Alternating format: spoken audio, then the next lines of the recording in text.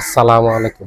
আজকে ইসরায়েলের সেনা প্রধান বিস্ফোরক মন্তব্য করেছেন যে কোনো সময় ইসরায়েলের সেনাবাহিনী ভেঙে পড়তে পারে। এটা ইসরায়েলের জন্য খুবই ভয়ঙ্কর একটা খবর। কারণ একটা দেশের সেনাবাহিনী যদি ভেঙে যায় তাহলে এই দেশের অস্তিত্বই আর টিকে থাকে না। একটা দেশের অস্তিত্ব টিকে থাকে সেনাবাহিনীর উপর নির্ভর করে, তার প্রতিরক্ষা বাহিনীর উপর নির্ভর করে। আর এখন মধ্যপ্রাচ্যে যে সংকট চলতেছে, এই সংকটকালীন সময়ে এই গুরুত্বপূর্ণ এই বক্তব্যটা দিয়েছে। এটা এই জন্যই এটা নিয়ে ব্যাপক তোলপাড় শুরু হয়েছে।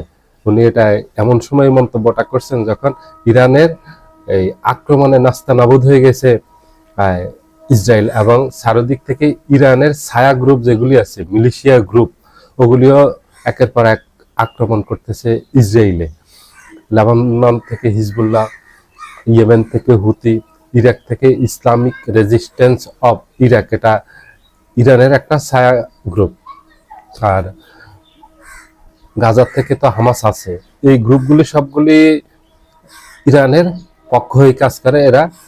ইরান এদেরকে সামরিক প্রশিক্ষণ দেয়, অর্থ দিয়ে সাহায্য করে, এবং এদের এই যত ধরনের লজিস্টিক সাপোর্ট আছে সবকিছু ইরান দেয়। তা এখন বিশাল চাপে পড়ে গেছে ইসরায়েল।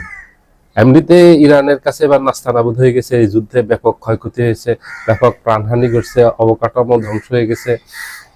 ইসরায়েলের সবচেয়ে বড় যে বিদ্যুৎ কেন্দ্র, সেটাতে গতকালকে হামলা চালিয়ে সেটা ধ্বংস করে দিয়েছে। একেবারে এগুলি নিশ্চিত করেছে বিবিসি, সিএনএন, আল জাজিরা সহ আন্তর্জাতিক সকল গণমাধ্যম এগুলি নিশ্চিত করছে যে ইরানের আক্রমণে যে ক্ষতিগুলি হয়েছে, এবং গতকালকে যে ইসরায়েলের সবচেয়ে বড় বিদ্যুৎ ঘাঁটিটা ধ্বংস হয়েছে সেগুলি।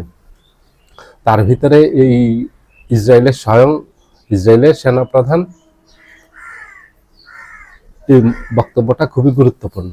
উনি উল্লেখ করছেন তিনটা কারণে এখানে এই সমস্যাটা তৈরি হয়েছে। একটা হলো ইসরায়েলের সেনাবাহিনী ধারাবাহিকভাবে যুদ্ধ করতে করতে ক্লান্ত হয়ে গেছে, এবং সেখানে প্রচুর সেনা নিহত হয়েছে এবং আহত হয়েছে, অনেকে মানসিকভাবে বিপর্যস্ত হয়ে পড়ছে। 23 সালের 7 অক্টোবর হামাসের সাথে যুদ্ধ শুরু হয়, একটানা 2 বছর এই যুদ্ধ চলল, গাজার যুদ্ধ।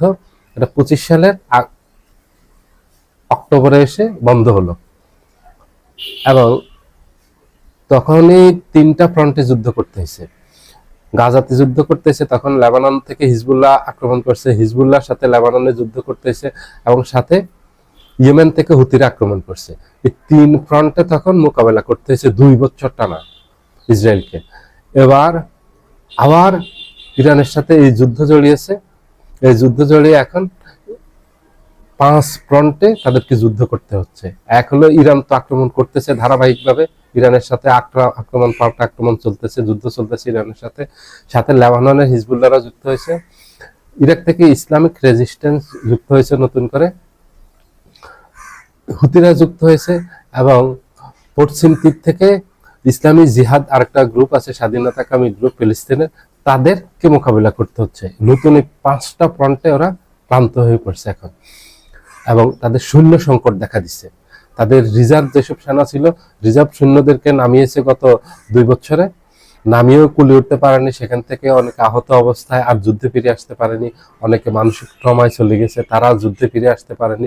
সৈন্য ঘাটতি দেখা দিয়েছে তাদের, এবং তাদের মনোবলে ঘাটতি দেখা দিয়েছে, এবং টানা যুদ্ধের কারণে যে অনবরত এখনো যুদ্ধ চলতেছে, এটার কারণে তারা পিছিয়ে পড়তেছে, তারা নাস্তানাবুদ হয়ে গেছে।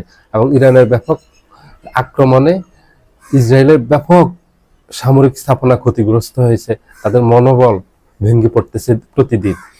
আর দ্বিতীয় কারণটা উল্লেখ করছে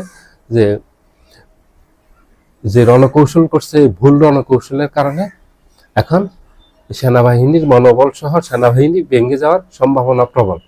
যদি সেনাবাহিনী ভেঙেই যায় তাহলে ইসরায়েল রাষ্ট্রের আর কোনো অস্তিত্ব থাকবে না। কারণ ইসরায়েল হলো অবৈধ রাষ্ট্র, এটা দখল করবে ফিলিস্তিনিদেরকে সবাই সহযোগিতা করবে। ইরানের এই যুদ্ধটা ইসরায়েলের সাথে মূলত কোনো স্বার্থ নাই ইরানের স্বার্থ একটাই, ইসরায়েল ইরানের অবৈধ ভূমি দখল করে ইসরায়েল রাষ্ট্র গঠন করছে, অবৈধ দখলদারিত্বের অবসান ঘটানো, ফিলিস্তিনিদের রাষ্ট্র ফিলিস্তিনিদেরকে বুঝিয়ে দেয়া। এবং লেবাননের হিজবুল্লাহরও একই দাবি।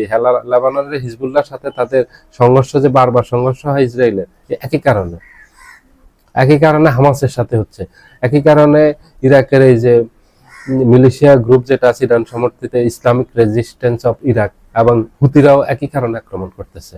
তো ইসরায়েল রাষ্ট্র টুডে টুমোরো এটা ভেঙে পড়বে, এটা ধরে রাখতে পারবে না। অবৈধ কোনো জিনিসই পৃথিবীতে টিকে থাকে না, একদিন না একদিন এই রাষ্ট্র ভেঙে পড়বে, এই রাষ্ট্রের কোনো অস্তিত্ব থাকবে না এক সময়, কারণ এটা অবৈধভাবে, অবৈধ কোনো কিছু করলে সেটা তার ভিতরে ভয় থাকে এটা হারানো। ইসরায়েলের মাঝে এখন সেই ভয় আছে। সবাই ভালো থাকবেন, আল্লাহ হাফেজ।